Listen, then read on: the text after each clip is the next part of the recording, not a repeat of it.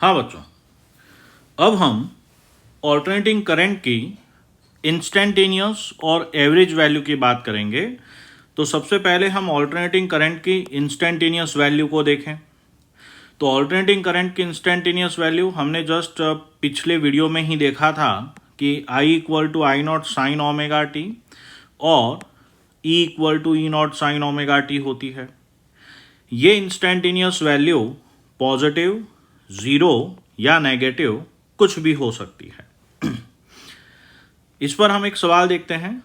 मान लीजिए हमारे पास सवाल है, find the instant for which I equal to 70.7% of its maximum value in the circuit in which I not sine omega t is flowing. तो यहाँ पर हमारे पास में ये जो 70.7% है, इसका क्या मतलब हुआ?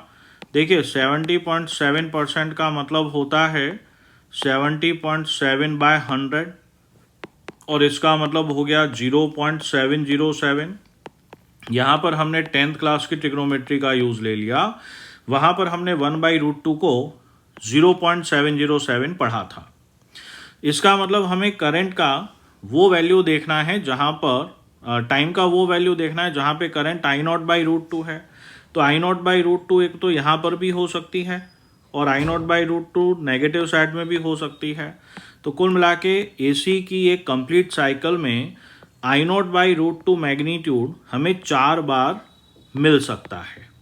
ठीक है, तो अब इसको आगे समझने के लिए मान लीजिए हमने I equal to I not sine omega t लिया, तो इस I की जगह हम I0/√2 रखेंगे।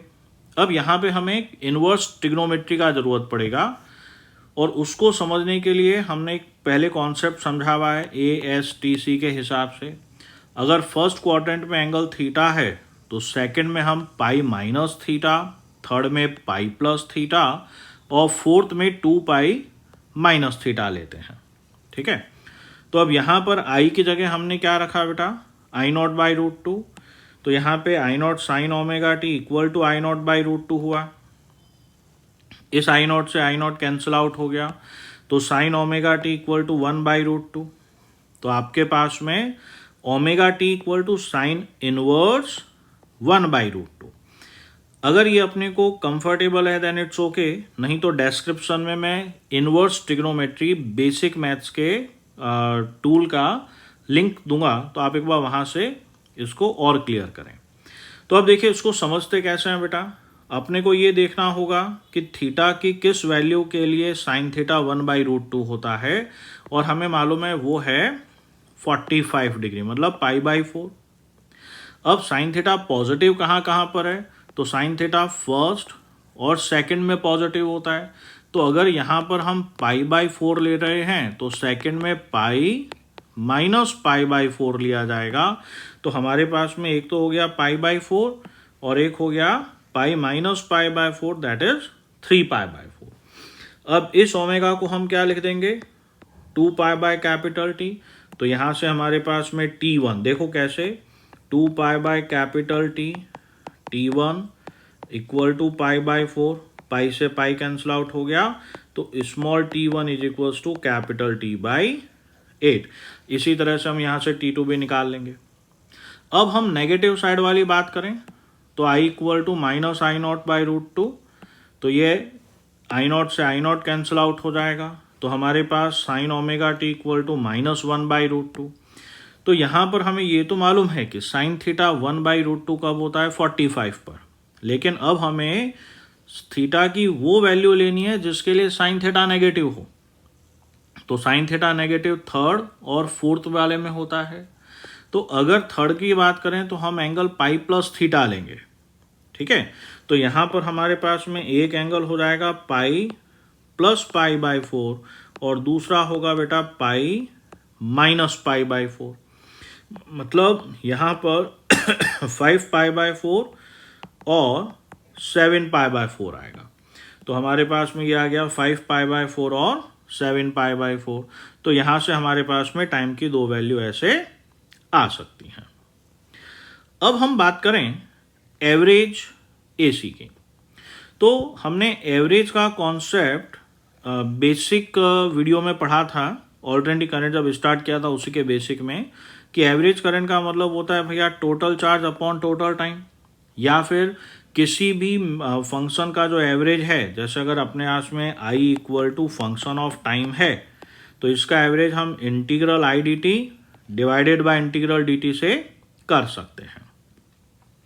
इसी को एक न्यूमेरिकल के थ्रू समझते हैं।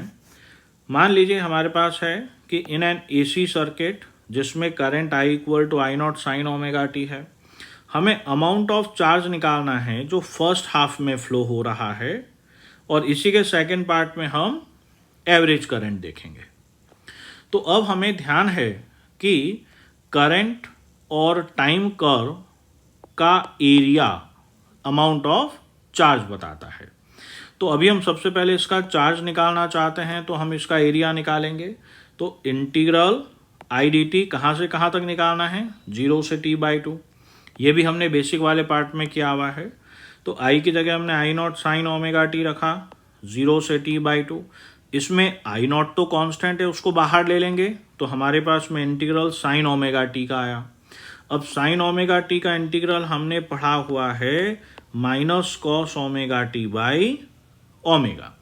तो हमारे पास में यह आ गया माइनस का 1 by omega cos omega T. तो माइनस 1 बाई ओमेगा को तो हम बाहर ले लेंगे और कॉस ओमेगा टी रहेगा।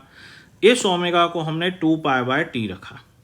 अब हम स्मॉल टी की जगह पर एक बार कैपिटल टी बाई 2 माइनस वापस स्मॉल टी की जगह पर 0 रखेंगे, तो हमारे पास में भी एक स्टेप आ गया।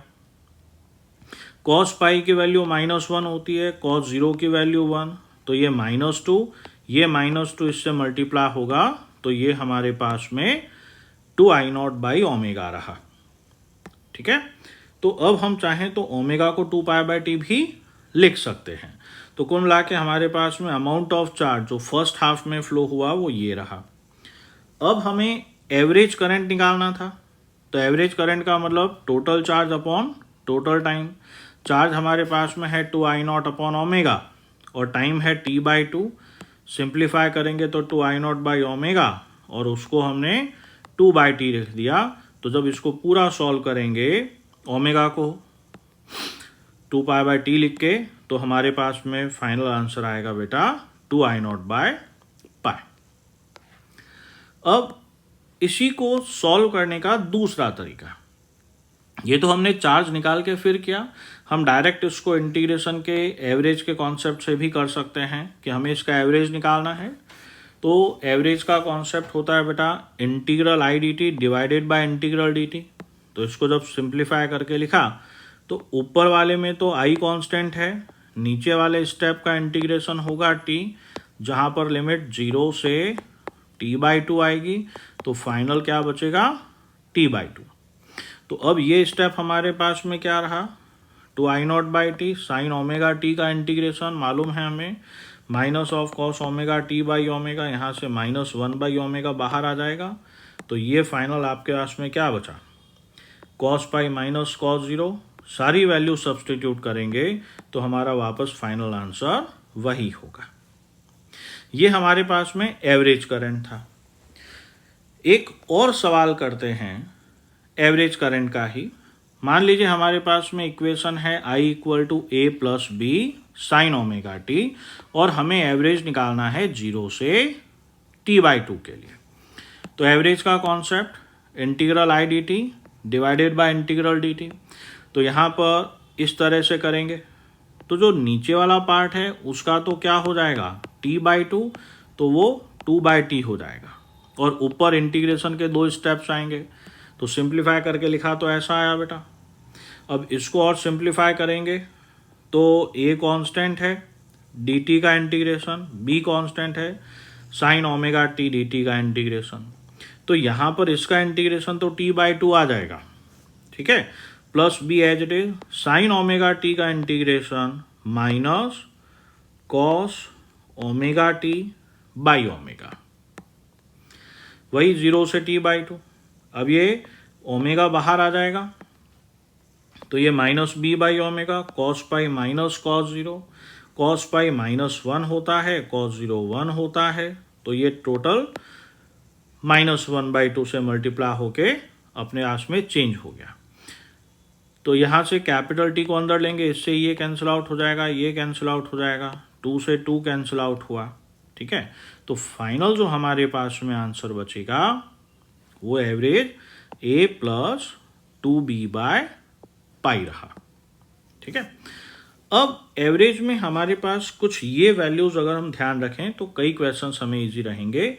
√2 1.414, √3 1.732, 1/√2 जो हमने अभी अभी यूज लिया था, 1/√3 0.577 और √3/2 0.866। नेक्स्ट वीडियो में हम RMS करंट की बात करेंगे बेटा। राधे राधे।